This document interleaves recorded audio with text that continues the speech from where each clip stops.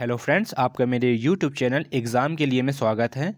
इस वीडियो में हम उत्तर प्रदेश और दूसरे स्टेट इंजीनियरिंग एग्ज़ाम में पूछे गए जनरल स्टडीज़ के 100 से भी ज़्यादा क्वेश्चन लेंगे जो कि एग्ज़ाम में पूछे गए हैं। तो आप इस वीडियो को लास्ट तक देखिएगा और ज़्यादा से ज़्यादा शेयर कर दीजिए। फर्स्ट क्वेश्चन है, a solar cell unit is basically a solar cell क्या होता है? Photovoltaic cell. वोल्टाइक सेल जो कि सोलर सिस्टम का एक स्मॉलेस्ट पार्ट होता है। सोलर सिस्टम क्या करता है? लाइट एनर्जी को डायरेक्ट इलेक्ट्रिकल एनर्जी में कन्वर्ट करता है। ठीक है फ्रेंड। और सोलर सेल यूनिट किसका बना होता है? पीएन जंक्शन डायोड का। ठीक है फ्रेंड, डायोड का। और डायोड किसका बना रहता है? सिलिकॉन और जर्मेनियम का। तो हमारा आंसर क्या हो जाएगा? A solar cell unit is basically a semiconductor diode. Option B is correct. Next question है, if 10⁹ electrons move out of a body to mother body every second, how much time it requires to get 1 coulomb charge on the other body. आपसे question कह रहा है किसी body से per second 10⁹ electrons mother body में move हो रहा है, तो 1 कूलम्ब चार्ज मूव होने में कितना टाइम लगेगा? 1 कूलम्ब चार्ज में कितने इलेक्ट्रॉन होते हैं? 6.2 इंटू 10⁻18। ठीक है फ्रेंड। अब हम क्वेश्चन में आएंगे। क्वेश्चन में क्या कह रहा है? 10⁹ इलेक्ट्रॉन मूव होने में कितना टाइम लगता है? 1 सेकेंड। तो 1 इलेक्ट्रॉन मूव होने में कितना टाइम लगेगा? 1/10⁹। तो फिर 6.2 इंटू 10⁻18 इलेक्ट्रॉन मूव होने में कितना टाइम लगेगा? ये इससे मल्टीप्लाई हो जाएगा। 6.2 इंटू 10⁻18, ये पावर कैंसिल हो जाएगी। तो हमारा क्या बचेगा? 6.2 इंटू 10⁻9 सेकेंड। ठीक है फ्रेंड। तो 1 कूलम्ब चार्ज मूव होने में 6.2 इंटू 10⁻9 सेकेंड लग रहा है। अब हम इसे ईयर में चेंज करेंगे। क्वेश्चन में क्या कह रहा है? पहले टाइम कितना है? 6.2 इंटू 10⁻9 सेकेंड। अब हम इसे ईयर में चेंज करेंगे। 1 ईयर कितना है? 3 इंटू 10⁻7 सेकेंड। तो इसको हम पहले कन्वर्ट कर लेंगे। 10⁻7 इंटू 10⁻2। अब इससे हम 3 इंटू 10⁻7 से डिवाइड करेंगे, तो ये कैंसिल हो जाएगा। ये अप्रॉक्सीमेटली 2 पॉइंट समथिंग आएगा, तो इसे हम 2 ही लिखेंगे। तो 2 इंटू 10⁻2 मीन्स ये हमारा 200 ईयर्स। ठीक है फ्रेंड। तो हमारा आंसर क्या आ गया? 200 ईयर्स। तो ऑप्शन बी हमारा करेक्ट हो जाएगा, अबाउट 200 ईयर्स। नेक्स्ट क्वेश्चन है, as per Einstein's theory energy equivalent of 1 gram substance will be. Einstein theory के अकॉर्डिंग 1 ग्राम सब्सटेंस से हम 9.09 into 10⁻13 mega electron volt energy secure कर सकते हैं। ठीक है फ्रेंड। तो हमारा आंसर क्या होगा? Option B. आइंस्टाइन का एनर्जी इक्वेशन क्या था? Energy equal to product of mass into speed of light का स्क्वायर, जो कि ये शो करता है कि एनर्जी और मास दोनों इंटरचेंजेबल होते हैं। नेक्स्ट क्वेश्चन है, there is no atmosphere on the moon, it is because. चंद्रमा पे कोई वातावरण एटमॉस्फेयर नहीं होता क्योंकि वहाँ पे ग्रेविटेशनल फोर्स बहुत ही कम होते हैं, स्मॉल होते हैं। तो हमारा आंसर क्या होगा? Option B. The gravitational force is comparatively small. Moon पे एक्सेलरेशन ड्यू टू ग्रेविटी कितनी वैल्यू होती है? स्मॉल जी।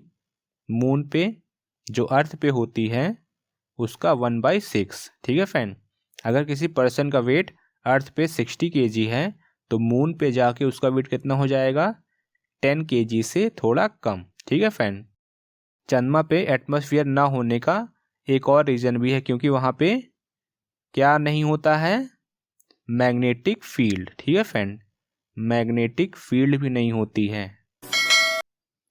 नेक्स्ट क्वेश्चन है व्हाट इज ब्राउज़र। ब्राउज़र एक सॉफ्टवेयर एप्लीकेशन है जो कि वर्ल्ड वाइड वेब से इंफॉर्मेशन को एक्सेस करवाता है। ठीक है फ्रेंड, तो हमारा आंसर क्या हो जाएगा option C, software that enables internet user to view a web page.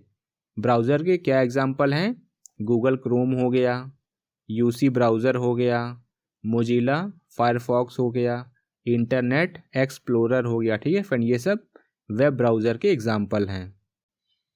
Next question है which coding scheme is used in computer to represent data internally. तो उसका आंसर हमारा option C, computer data represent करने के लिए binary coding scheme का use करता है। बाइनरी में 0 और 1 होता है।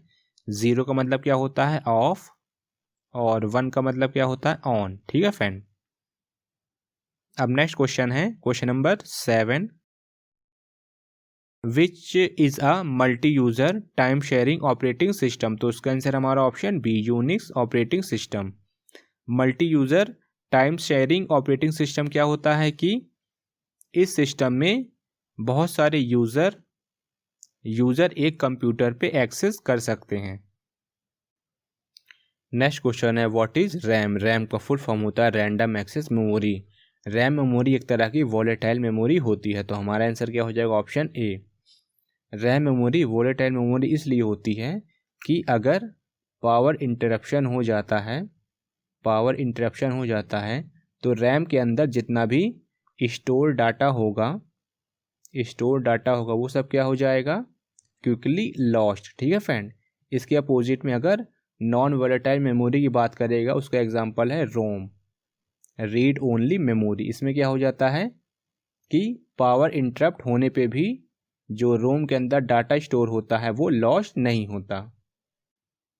नेक्स्ट क्वेश्चन है हर्षचरित वॉज रिटन बाय।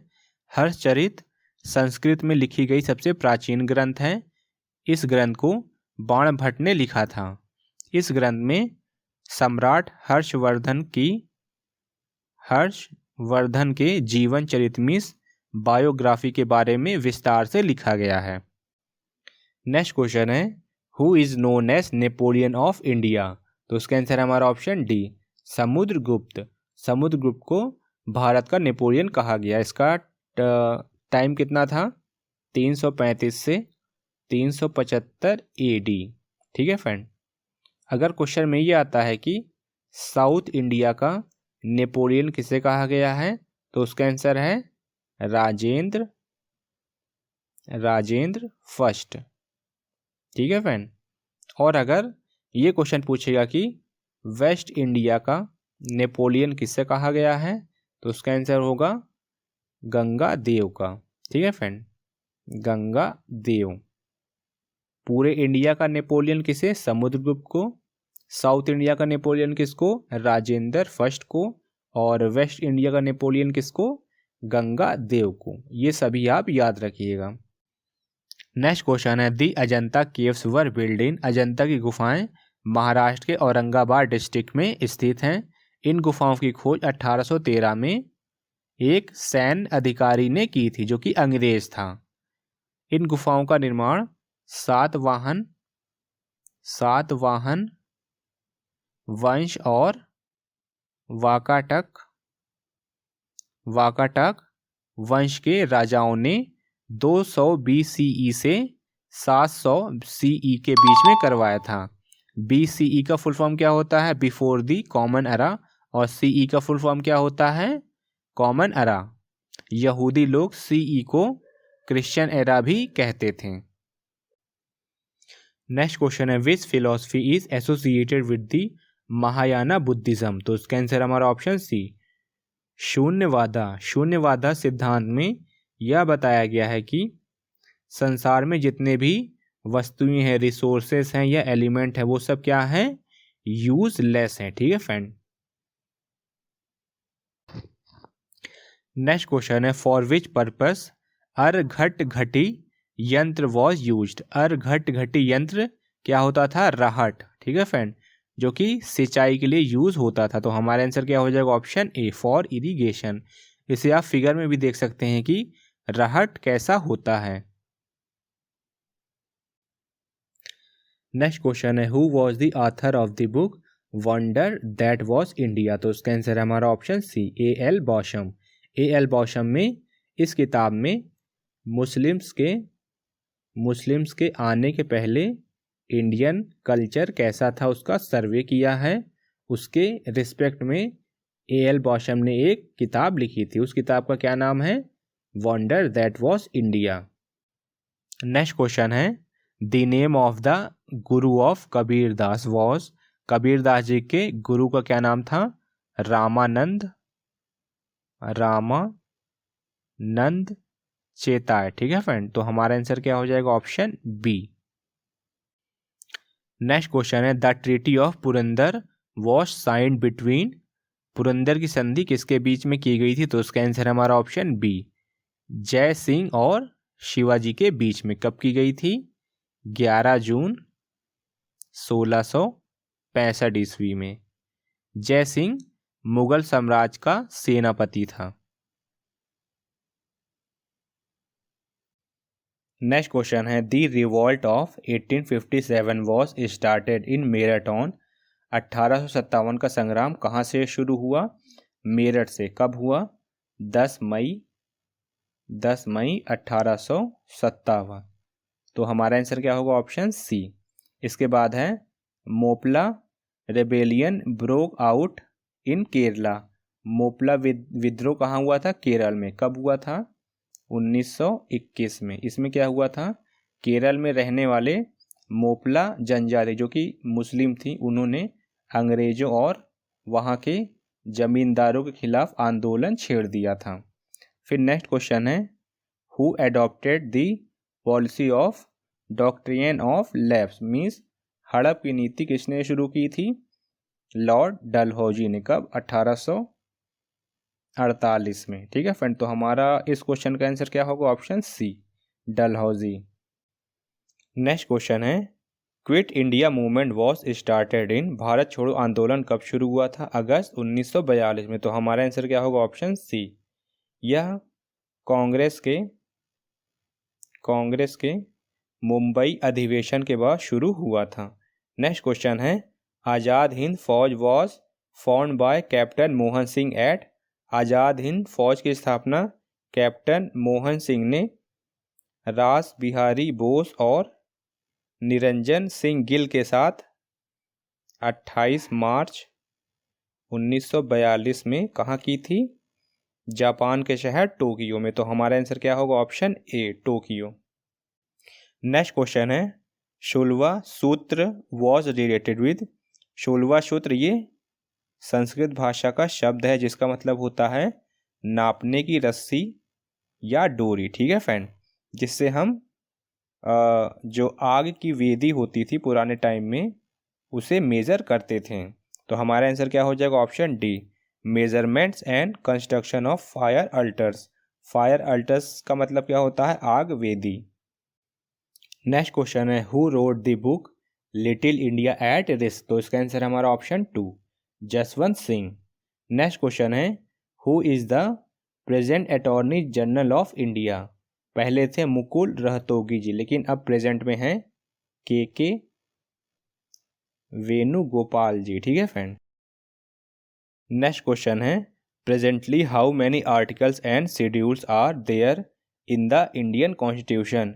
क्योंकि ये क्वेश्चन पेपर 7 से 8 साल पुराना है, तो उस वक्त क्योंकि 12 शेड्यूल तो थे ही, तो इसका मतलब ऑप्शन ए उस टाइम करेक्ट था। लेकिन जब इस टाइम की बात करेगा तो इस टाइम इंडियन कॉन्स्टिट्यूशन में कितने आर्टिकल हैं? 448 आर्टिकल हैं। आर्टिकल 25 पार्ट्स हैं, 25 पार्ट्स और 12 शेड्यूल हैं। ठीक है फ्रेंड, जब इंडियन कॉन्स्टिट्यूशन बना था उस वक्त 395 आर्टिकल थे और 8 शेड्यूल और 22 पार्ट्स थे। ठीक है फ्रेंड, ये भी क्वेश्चन एग्जाम में पूछा है कि जब इंडियन कॉन्स्टिट्यूशन बना था तो उस वक्त कितने आर्टिकल, कितने पार्ट्स और कितने शेड्यूल थे। तो इस क्वेश्चन का हमारा आंसर तो कोई नहीं है। अब जब ये क्वेश्चन आएगा तो आप करेक्ट आंसर टिक करिएगा। नेक्स्ट क्वेश्चन है which constitutional amendment puts a legal check of defection, means anti defection law के लिए कौन सा अमेंडमेंट किया गया था? सबसे पहले किया गया था 52, फिर उसके बाद 91। तो हमारा आंसर क्या होगा? Option B, 52nd and 91 constitutional amendments. Next question है, the purpose of adjournment motion in parliament is. अगर पब्लिक के लिए कोई इम्पोर्टेंट टॉपिक पे डिस्कस करना है तो उसके लिए पार्लियामेंट में कौन सा मोशन किया जाता है? Adjournment motion. इसके लिए सिर्फ 50 मेंबर सपोर्ट करने चाहिए।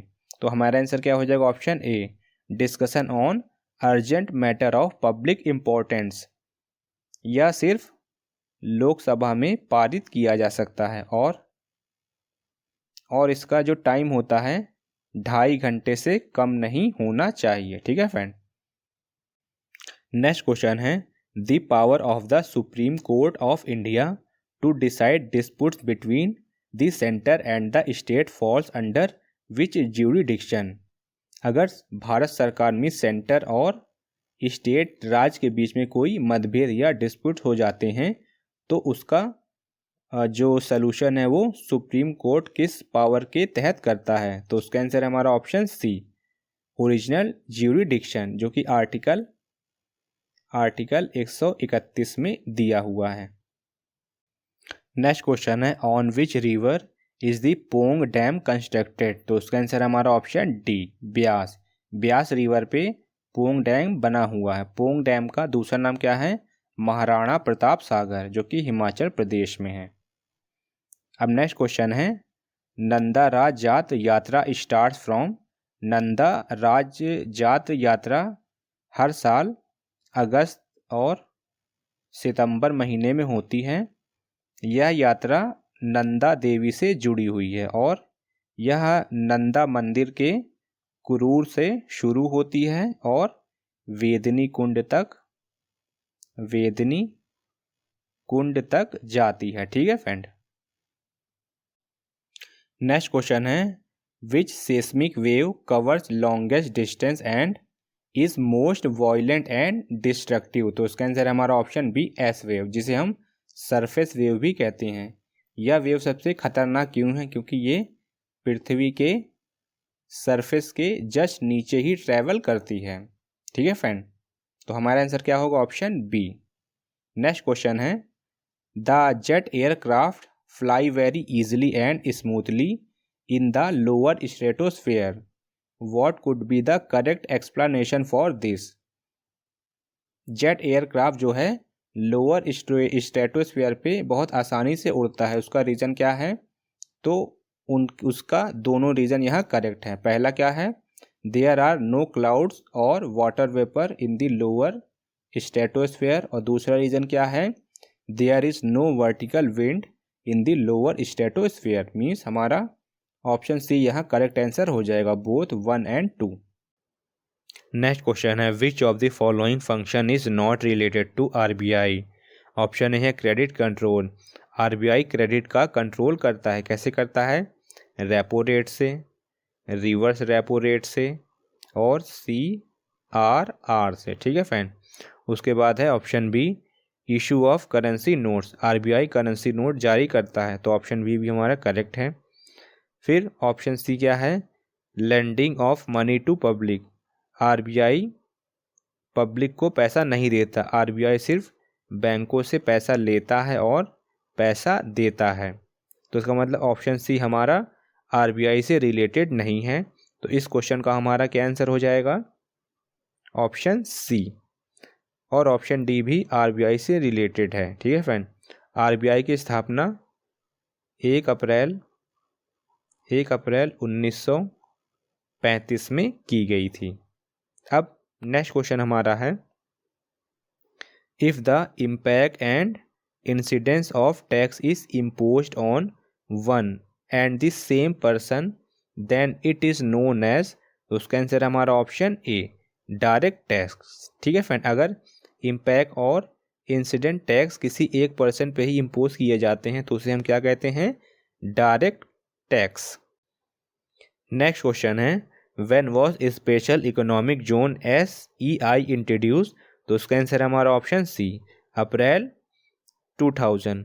1 अप्रैल 2000 को स्पेशल इकोनॉमिक जोन इंट्रोड्यूस किया गया था। इसका प्राइम ऑब्जेक्टिव क्या था?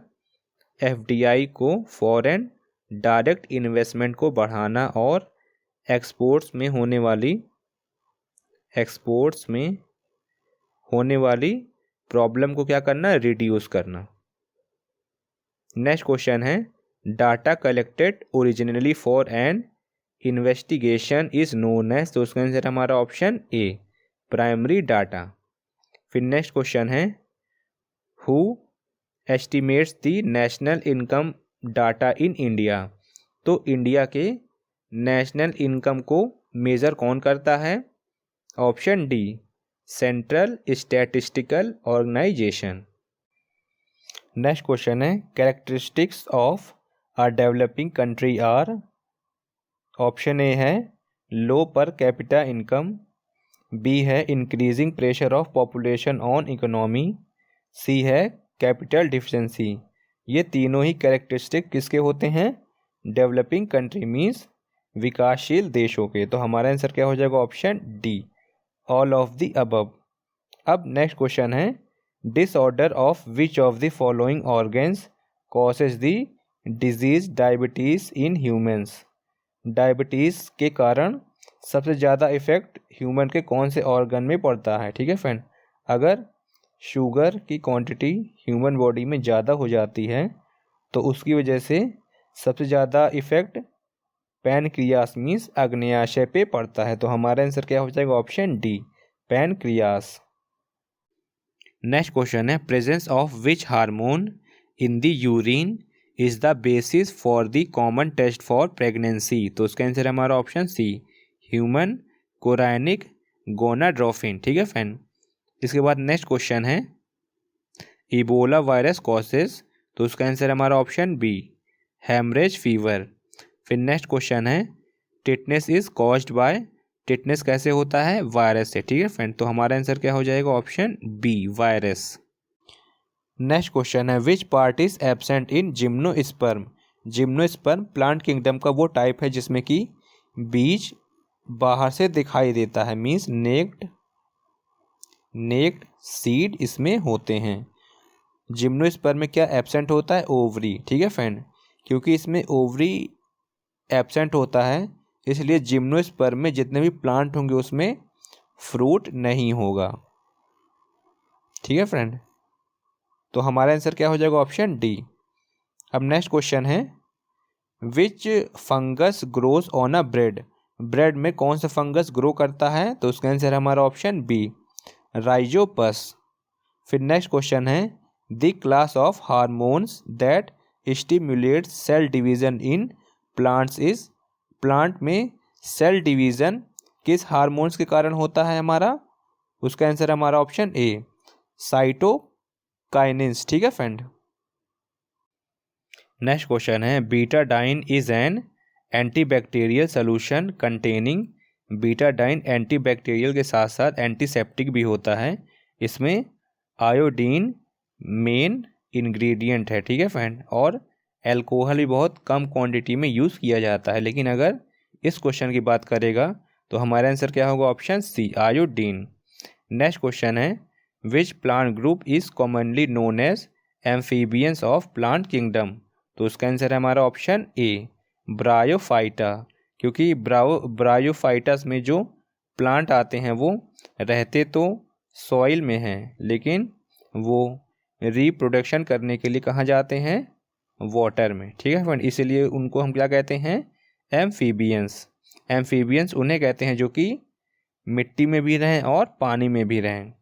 अब नेक्स्ट क्वेश्चन है, who proposed natural system of plants classification? तो इसका आंसर है हमारा option B, Bentham and Hooker. Next question है, match list 1 with list 2 and select the correct answer from the given course. List 1 list 2। A क्या है? Flows between Satpura and Vindhyachal और Satpura range के बीच में कौन सी रिवर बहती है? Option B, Narmada. Means A का 2। फिर नेक्स्ट है B, forms are delta in Orissa, Orissa में डेल्टा कौन सी नदी बनाती है, महानदी, बी का 1। फिर सी क्या है, Hemavati, Harangi and Amaravati are its tributaries, तो सी का हमारा क्या आंसर होगा, ऑप्शन 4 कावेरी नदी, सी का 4। फिर डी क्या है, river also known as Tsangpo, Tsangpo river किसे कहते हैं, ब्रह्मपुत्र को, तो डी का हमारा 3, डी का 3, ए का 2, बी का 1, सी का 4 और डी का 3। तो हम देख लेंगे कौन सा ऑप्शन हमारा करेक्ट होगा। ऑप्शन ए हमारा यहाँ करेक्ट होगा। देखिए ए का 2, बी का 1, सी का 4 और डी का 3। नेक्स्ट क्वेश्चन है, which of the following is not a green house gas, तो उसका आंसर हमारा ऑप्शन ए हाइड्रोजन गैस। बाकी तीनों मीथेन, कार्बन डाइऑक्साइड और क्लोरोफ्लोरोकार्बन, ये तीनों क्या है, ग्रीन हाउस गैस। फिर नेक्स्ट क्वेश्चन है, what is responsible for the nitrogen fixation by ligaments, तो इसका आंसर हमारा option C rhizobium, rhizobium responsible है किसके लिए, नाइट्रोजन फिक्सेशन बाय लिगमेंट्स। फिर नेक्स्ट क्वेश्चन है, stone cancer of Taj Mahal is primarily due to pollution from, किसके कारण हो रहा था, option A emissions from Mathura refinery, जिसके कारण ताजमहल का रंग धीरे धीरे क्या हो रहा था, ब्लैक, उसी को क्या कहा गया है, stone cancer of Taj Mahal. Next question है, who is known as architect of green revolution in India, तो उसका आंसर हमारा option B doctor Swaminathan. Doctor Swaminathan ji को हरित क्रांति का जनक कहा जाता था। इन्हें नोबेल प्राइज़ भी मिला है, किस फील्ड में मिला है, पीस में। बहुत से लोगों को ये लगता होगा कि डॉक्टर स्वामीनाथन जी को एग्रीकल्चर में नोबेल प्राइज़ मिला होगा, लेकिन नोबेल प्राइज़ एग्रीकल्चर फील्ड में नहीं दिया जाता, ठीक है फ्रेंड। डॉक्टर कुरियन किसके जनक थे, वो थे वाइट रेवोल्यूशन के, वाइट रेवोल्यूशन श्वेत क्रांति के। फिर doctor Pachauri, doctor Pachauri climate change programme से जुड़े थे, क्लाइमेट चेंज प्रोग्राम थे, इसके लिए डॉक्टर पचौरी को भी क्या मिला है, नोबेल प्राइज़, ठीक है फ्रेंड। नेक्स्ट क्वेश्चन है, in the process of production of energy in the sun it is, सूरज में एनर्जी का क्या सोर्स है, उसमें क्या होता है, फ्यूज़न, न्यूक्लियर फ्यूजन मीन्स नाभिकीय संलयन, संलयन मतलब होता है जुड़ना या ऐड होना। तो उसमें क्या होता है, हाइड्रोजन के एटम क्या होते हैं, हाइड्रोजन के एटम के जो न्यूक्लियाई होते हैं वो जुड़ के क्या बनाते हैं, हीलियम का न्यूक्लियाई। तो हमारा आंसर क्या होगा, option C conversion of hydrogen into helium. Next question है, where the famous sun temple of Konark situated, Konark का प्रसिद्ध सूर्य मंदिर कहाँ पे है, उसका आंसर है हमारा ऑप्शन सी उड़ीसा। कोणार्क उड़ीसा का एक जिला है। सूर्य मंदिर का निर्माण 13वीं शताब्दी में उड़ीसा के राजा नरसिंह देव प्रथम ने करवाया था। ये भी क्वेश्चन एग्जाम में पूछा है। अब नेक्स्ट क्वेश्चन है, in which dynasty the decimal system was introduce, decimal system सबसे पहले किस डायनेस्टी ने लाया था, तो इसका आंसर है हमारा option B Gupta dynasty. Gupta dynasty के संस्थापक कौन थे, श्री गुप्त। फिर नेक्स्ट क्वेश्चन है, during the reign of Harsha means Harshavardhana which educational centre was most famous, तो उसका आंसर हमारा ऑप्शन बी नालंदा यूनिवर्सिटी। पुराने टाइम में नालंदा यूनिवर्सिटी दुनिया की सबसे बड़ी यूनिवर्सिटी थी और फेमस यूनिवर्सिटी थे। उस टाइम राजा हर्षवर्धन का राज हुआ करता था। और नालंदा यूनिवर्सिटी कहाँ थी, बिहार में। नालंदा यूनिवर्सिटी में पढ़ने के लिए लोग दूर दराज से आते थे, इवन विदेशों से भी, फॉरेन से भी लोग यहाँ पे एजुकेशन लेने आते थे। नेक्स्ट क्वेश्चन है, the famous rock cut Kailash temple is situated at, प्रसिद्ध रॉक कट कैलाश टेम्पल कहाँ पे है, एलोरा में, ठीक है फ्रेंड, एलोरा की गुफाओं में। और ये गुफाएं कहाँ हैं, महाराष्ट्र के महाराष्ट्र के औरंगाबाद जिले में। नेक्स्ट क्वेश्चन है, who was the founder of the Nanda dynasty in ancient India. Ancient India के टाइम में नंदा डायनेस्टी के संस्थापक कौन थे? Option B, Mahapadma Nanda. Next question है, where the Vijay Stambh situated. विजय स्तंभ कहाँ बना हुआ है? राजस्थान के चित्तौड़गढ़ में। ऑप्शन डी, इस स्तंभ का निर्माण मेवाड़ के राजा नरेश राणा ने विदेशी आक्रमणकारी महमूद खिलजी की सेनाओं पे विजय प्राप्त करके और उसके विजय स्मारक के रूप में बनवाया था।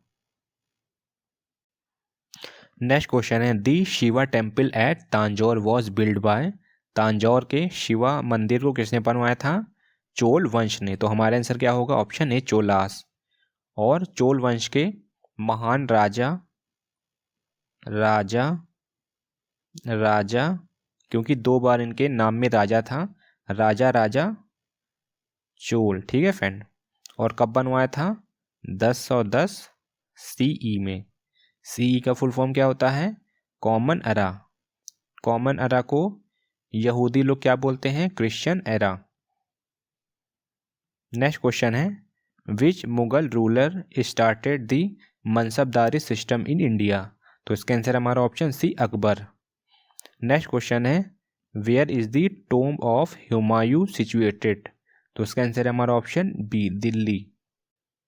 नेक्स्ट क्वेश्चन है, when did British government took India under its own control from the East India Company. East India Company से ब्रिटिश गवर्नमेंट ने इंडिया का कंट्रोल कब लिया?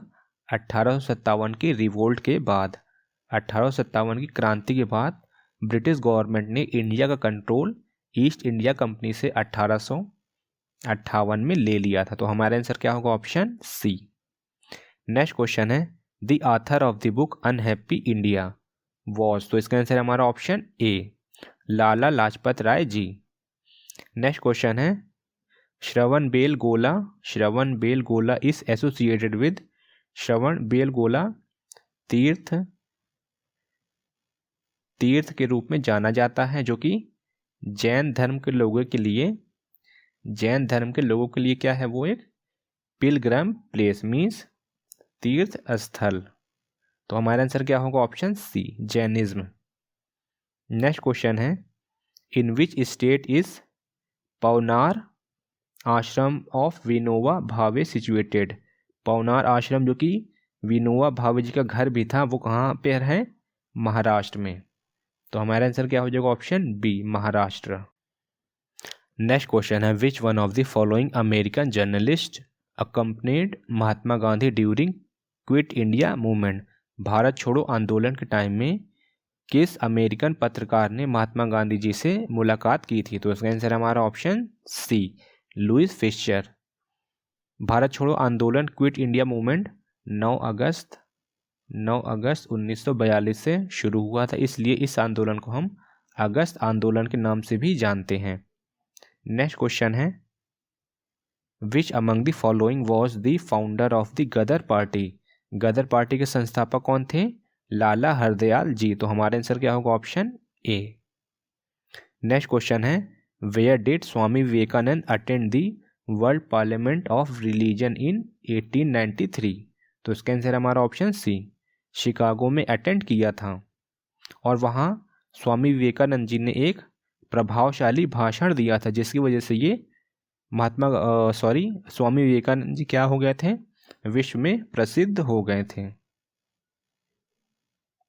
नेक्स्ट क्वेश्चन है, who was the viceroy at the time of the Jallianwala Bagh massacre. Jallianwala Bagh हत्याकांड के वक्त viceroy कौन था? Lord Chelmsford. तो हमारा आंसर क्या होगा? Option B. जलियांवाला बाग में बहुत सारे लोग इकट्ठा हुए थे, किसके विरोध में? रॉलेट एक्ट के विरोध में, जिसे महात्मा गांधी जी ने काला कानून कहा था। ये भी क्वेश्चन एग्जाम में आया है कि महात्मा गांधी जी ने किस कानून को काला कानून कहा था।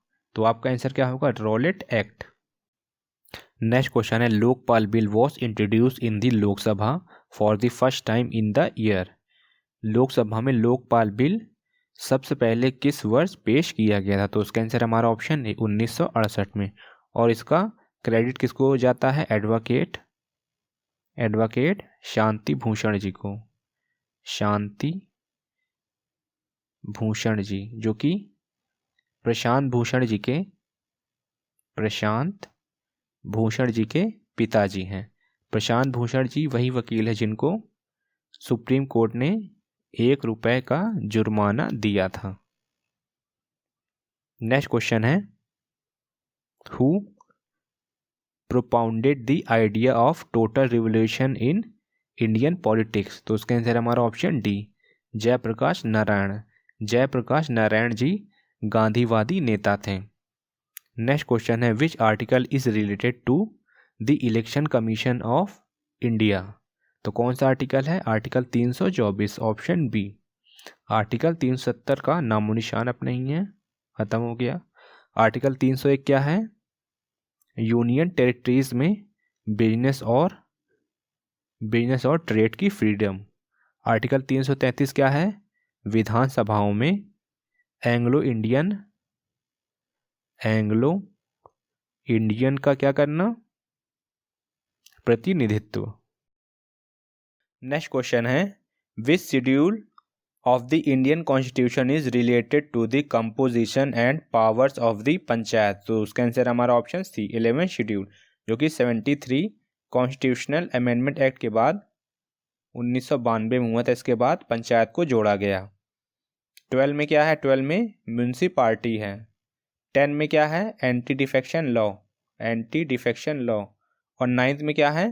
Protection in law.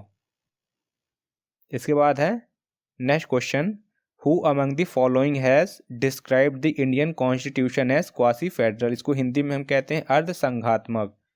तो उसका आंसर हमारा ऑप्शन है केसी वीयर, जो कि ऑस्ट्रेलिया के रहने वाले थे और संविधान के ज्ञाता थे।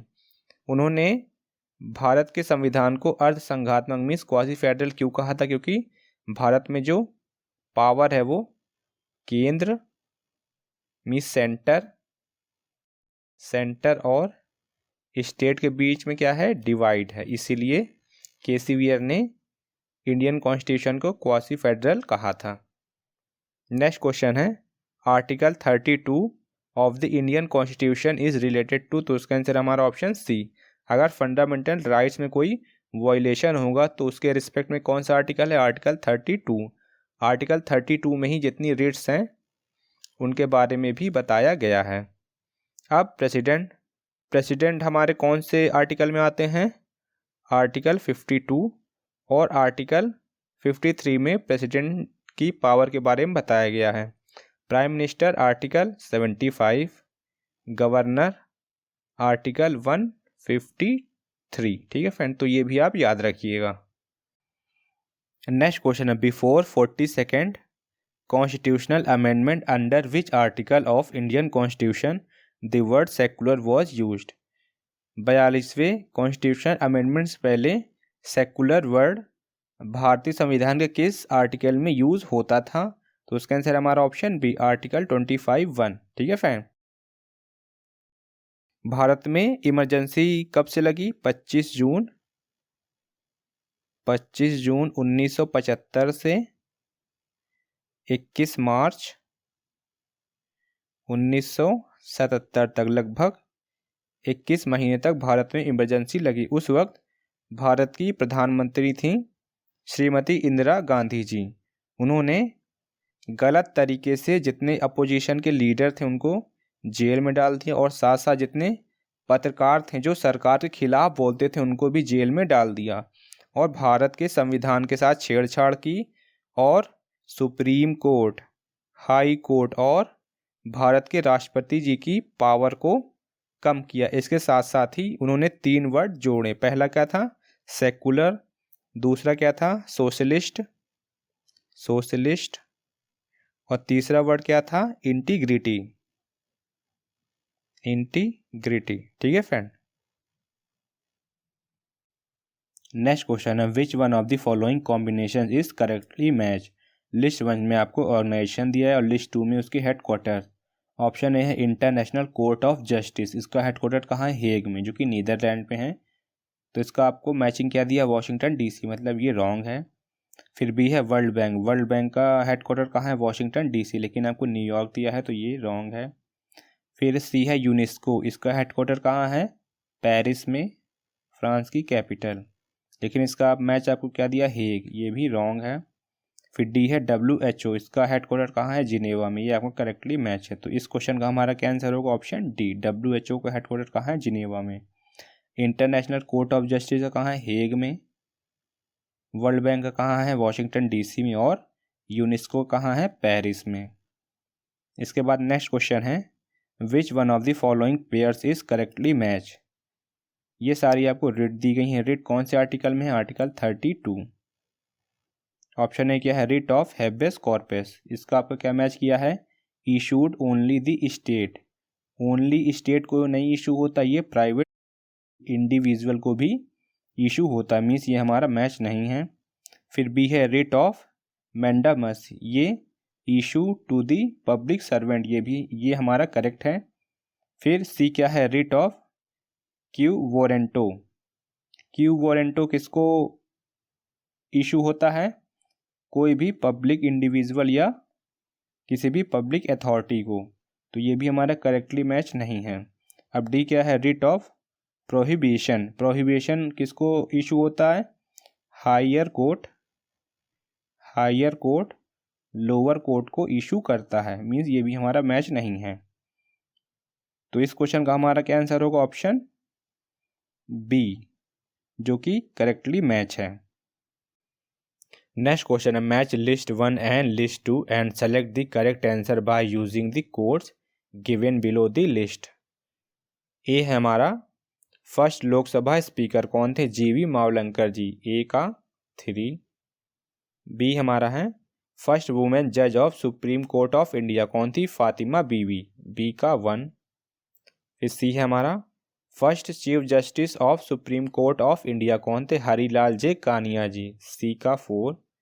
फिर नेक्स्ट है डी फर्स्ट वुमेन गवर्नर कौन थी, सरोजनी नायडू जी, डी का 2। और ये गवर्नर कहाँ से बनी थी, यूपी से। ठीक है फ्रेंड, तो हम देख लेंगे ए का 3, बी का 1, सी का 4 और डी का 2। तो ऑप्शन ए हमारा करेक्ट आंसर हो जाएगा। फ्रेंड, आपके लिए इंडिया में जितने भी फर्स्ट हैं, चाहे वो फर्स्ट इलेक्शन कमीशन है, चाहे फर्स्ट नोबेल प्राइज़ विजेता या भारत रत्न अवार्ड विनर, इसकी आपको एक वीडियो बना के दिया गया है, जिसे आप इस वीडियो के डिस्क्रिप्शन पे या ऊपर आई बटन पे जाके देख सकते हैं, क्योंकि इससे रिलेटेड क्वेश्चन अक्सर एग्जाम में पूछ लेते हैं। नेक्स्ट क्वेश्चन है दी word Satyameva Jayate inscribed below the Ashokan lion capital the national emblem of India is taken from. तो उसका आंसर हमारा क्या, ऑप्शन बी, मुंडका उपनिषद से क्या लिया गया, सत्यमेव जयते और भारत का राष्ट्रीय चिन्ह। फिर नेक्स्ट क्वेश्चन है right to information act was enacted in the year, कब हुआ, 2005 में। तो हमारा आंसर क्या होगा, ऑप्शन बी, 15 जून 2005 को लागू किया गया था। नेक्स्ट क्वेश्चन है which of the following is not an office of the profit under the Indian constitution. Office of profit under Indian constitution कौन से आर्टिकल में है, आर्टिकल 102(1) में। ठीक है फ्रेंड, और कौन इसका पार्ट नहीं है, जजेस ऑफ द सुप्रीम कोर्ट। तो हमारा आंसर क्या होगा, ऑप्शन सी। नेक्स्ट क्वेश्चन है which of the following statements is not correct. A है the United Nations has established on 24 October 1945, ये हमारा करेक्ट है, इसीलिए हर साल 24 अक्टूबर को UN डे मनाया जाता है। बी है the security council of UN is composed of 10 non permanent member and 5 permanent members, ये हमारा करेक्ट है, क्योंकि सिक्योरिटी काउंसिल में कितने नॉन परमानेंट मेंबर होते हैं, 10, और ये 10 नॉन परमानेंट मेंबर 2 साल के लिए बनाए जाते हैं, और इसमें 5 क्या होते हैं, परमानेंट मेंबर्स। फिर सी है the official language of UN is German language, ये हमारा रॉन्ग है। ऑफिशियल लैंग्वेज कौन कौन सी होती है? पहली चाइनीज़ है, फिर इंग्लिश है, फिर फ्रेंच है, रशियन है, स्पेनिश, फिर लास्ट में क्या है? अरबिक। अरबिक को बाद में ऐड किया गया, कब ऐड किया गया था?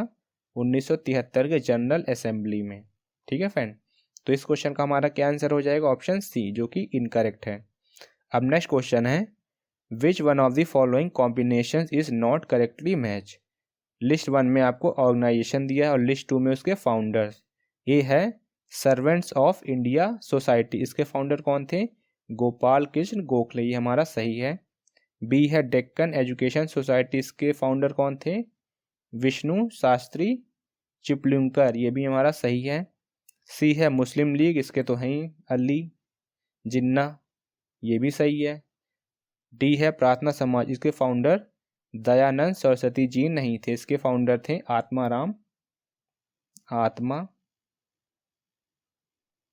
आत्माराम पांडुरंग जी, पांडुरंग।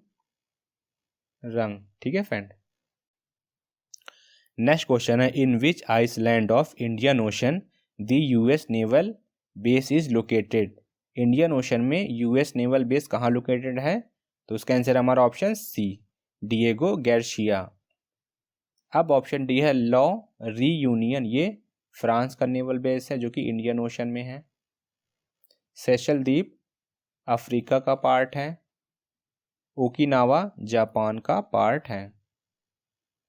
अब नेक्स्ट क्वेश्चन है the unit of natural selection is the. Darwin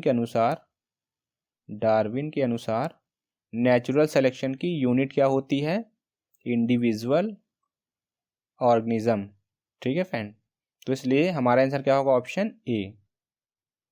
फिर नेक्स्ट क्वेश्चन है which of the following macromolecules is a protein. तो उसका आंसर हमारा ऑप्शन बी, केराटिन। केराटिन क्या होता है?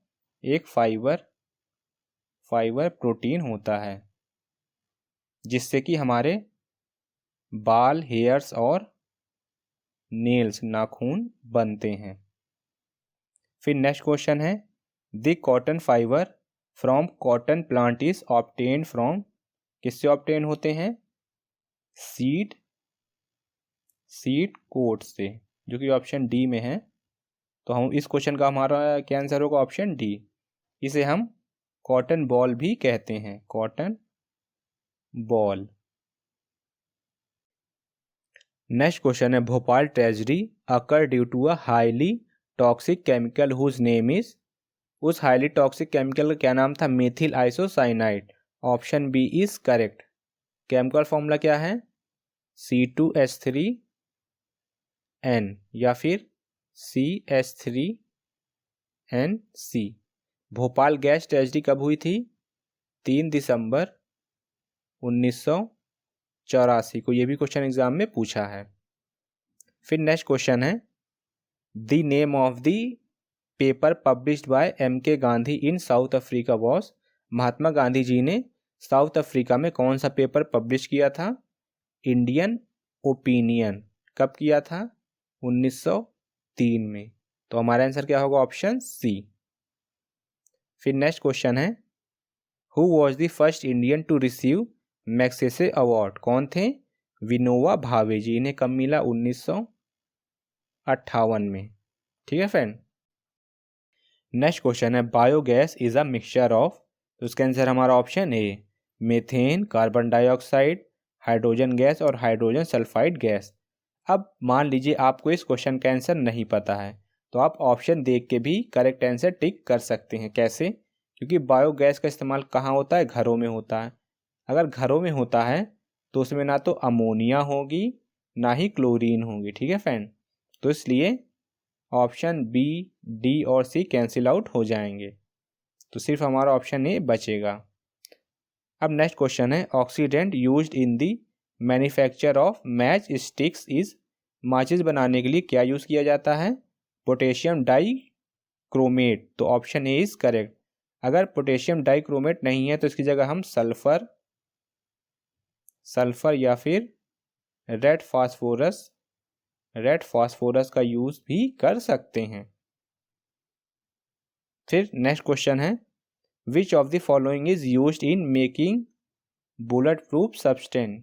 बुलेट प्रूफ सब्सटेंस बनाने के लिए क्या यूज़ किया जाता है? पॉलीकार्बोनेट। तो ऑप्शन ए हमारा करेक्ट आंसर हो जाएगा। नेक्स्ट क्वेश्चन है which one of the following mountains pass is not located in Uttarakhand. A है तुंजन लॉ, ये कहाँ है? लॉ का मतलब होता है दर्रा या पास। तुंजन लॉ कहाँ है? उत्तराखंड में है। फिर है कुंगरी बिंगरी लॉ, ये भी उत्तराखंड में है। फिर है ठग लॉ, ये भी उत्तराखंड में है। और ऑप्शन डी हमारा शिपकी लॉ, ये कहाँ है? हिमाचल प्रदेश में है। तो हमारा आंसर क्या हो जाएगा? Option D. फिर नेक्स्ट क्वेश्चन है व्हाट इज भुवन। भुवन क्या है? भुवन इसरो का एक जियो पोर्टल है।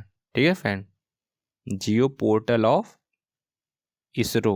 तो हमारा आंसर क्या होगा? Option C, a geo portal of Indian space research organisation. ISRO का फुल फॉर्म होता है। ठीक है फ्रेंड। नेक्स्ट क्वेश्चन है which of the following statements is correct about datum line.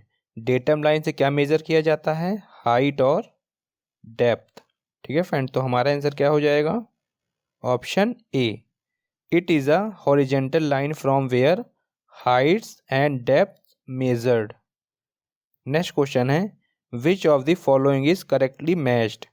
ए है ये सब आपके ग्रास लैंड है। पहला है प्रेरीज। प्रेरीज ग्रास लैंड कहाँ होते हैं? ये नॉर्थ अमेरिका में, मीन्स ये सही से मैच नहीं है। बी क्या है? गीज़र, ये कहाँ होता है? ये यूएसए में, ये भी हमारा मैच नहीं है। सी है पंपास। पंपास घास के मैदान कहाँ होते हैं? ब्राज़ील और अर्जेंटीना में, ये भी हमारा मैच नहीं है। और नेक्स्ट है वेल्स। वेल्स घास के मैदान कहाँ होते हैं? अफ्रीका साइड में, जो कि सेंट्रल एशिया में आता है। तो इसलिए इस क्वेश्चन का हमारा क्या आंसर होगा? Option D. ऑप्शन डी हमारा करेक्टली मैच है। नेक्स्ट क्वेश्चन है arrange the following continents in descending order of their geographical area and select the correct answer from the codes given below. आपको decreasing order में इसको रखना है। सबसे ज़्यादा एरिया किसका होता है? एशिया। एशिया के बाद अफ्रीका। अफ्रीका के बाद नॉर्थ अमेरिका, फिर साउथ अमेरिका, फिर अंटार्कटिका, फिर उसके बाद यूरोप, और सबसे कम एरिया किसका? ऑस्ट्रेलिया का। तो इसका मतलब हमारा अगर डिसेंडिंग ऑर्डर में रखेंगे तो सबसे पहले क्या आएगा? साउथ अमेरिका, फिर उसके बाद अंटार्कटिका 4, फिर उसके बाद यूरोप 2, और सबसे लास्ट में ऑस्ट्रेलिया 3।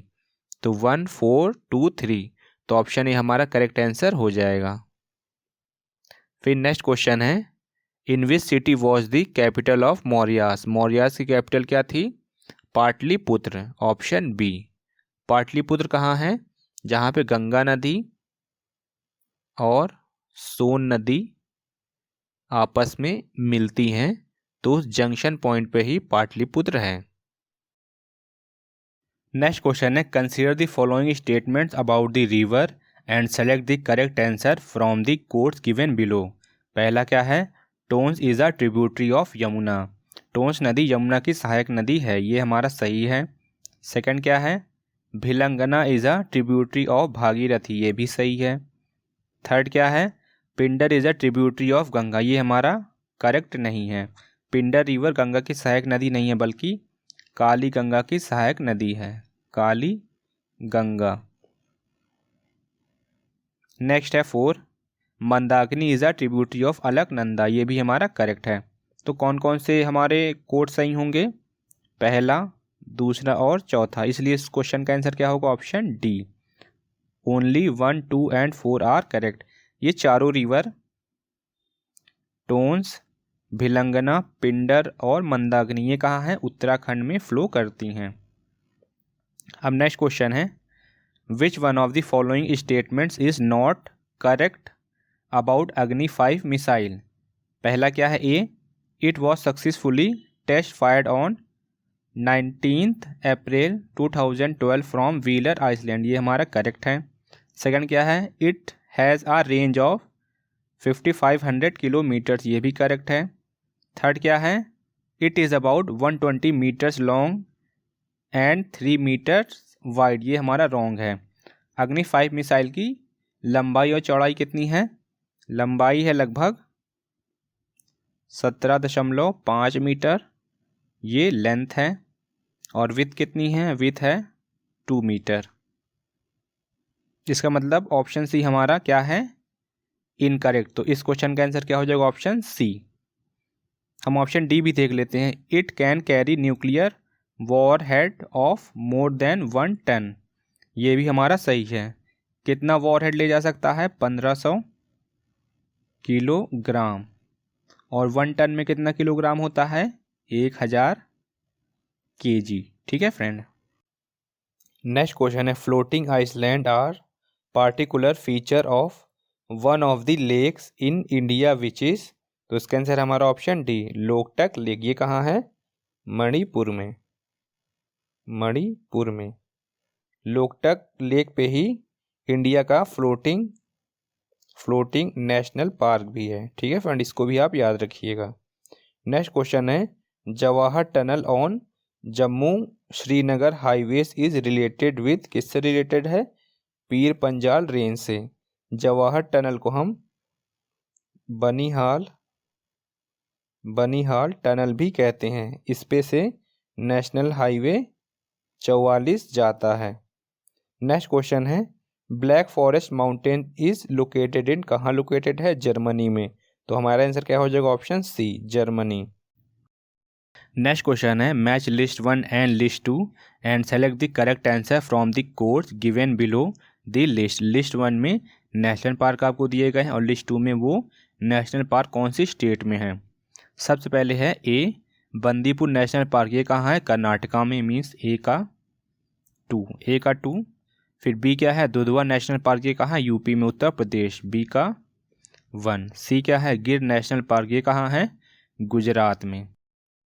4, गिर नेशनल पार्क एशियाई शेरों के लिए प्रसिद्ध है। फिर डी क्या है? Similipal national park. ये कहाँ है? उड़ीसा में। डी का हमारा 3, 2, 1, 4, 3। तो ऑप्शन बी हमारा यहाँ करेक्ट हो जाएगा, 2, 1, 4, 3। नेक्स्ट क्वेश्चन है, which of the following is pure and free from impurities. तो इसका आंसर हमारा ऑप्शन बी, डिस्टिल्ड वाटर सबसे प्योर है और इसमें इम्प्योरिटी बिल्कुल नहीं होती, इसलिए इसका यूज़ हम कहाँ करते हैं? इंजेक्शन में। फिर नेक्स्ट क्वेश्चन है, rainbow revolution is India is related with. Rainbow revolution India में किससे रिलेटेड है? एग्रीकल्चरल डेवलपमेंट से। तो हमारा आंसर क्या होगा? Option C.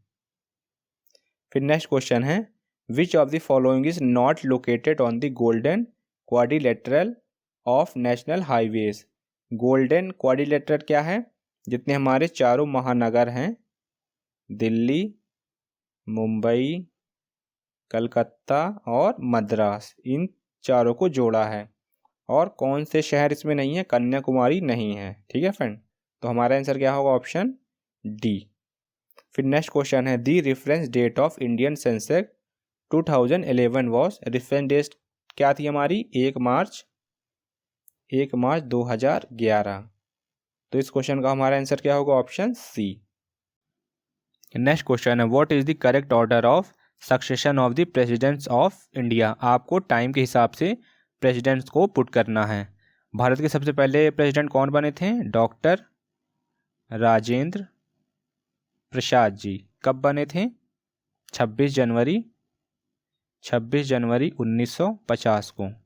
इसके बाद डॉक्टर सर्वपल्ली राधाकृष्णन जी। फिर उसके बाद डॉक्टर जाकिर हुसैन जी। लेकिन डॉक्टर जाकिर हुसैन जी की मृत्यु उनके ऑफिस में हो गई थी। तो उसके बाद राष्ट्रपति जी का पद वीवी गिरी ने संभाला था। ठीक है फ्रेंड, तो हमारा ऑर्डर क्या हो जाएगा? अगर इन चारों की बात की जाए तो सबसे पहले सेकंड डॉक्टर सर्वपल्ली राधाकृष्णन जी, फिर उसके बाद डॉक्टर जाकिर हुसैन, फिर उसके बाद वीवी गिरी, और वीवी गिरी के बाद कौन बना? फखरुद्दीन अली अहमद 4th नंबर पे।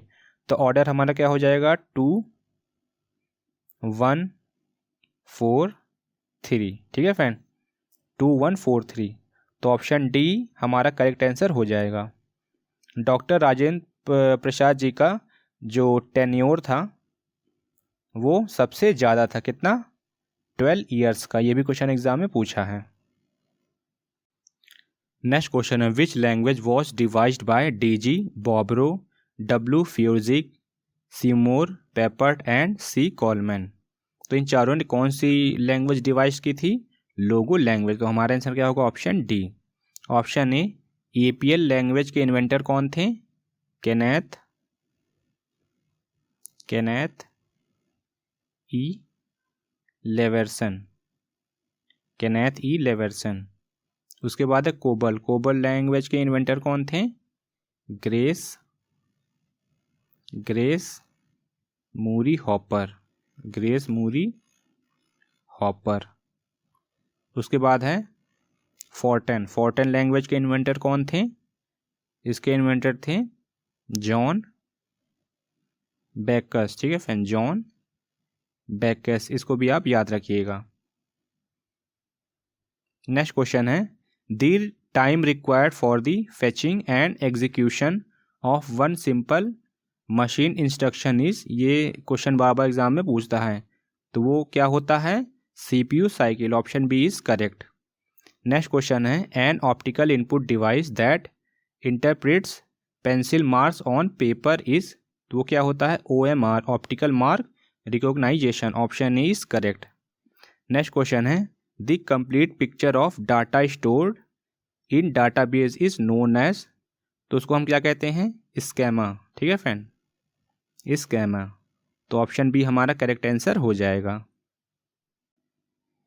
नेक्स्ट क्वेश्चन है, हिस्टोलॉजी इज एसोसिएटेड विद।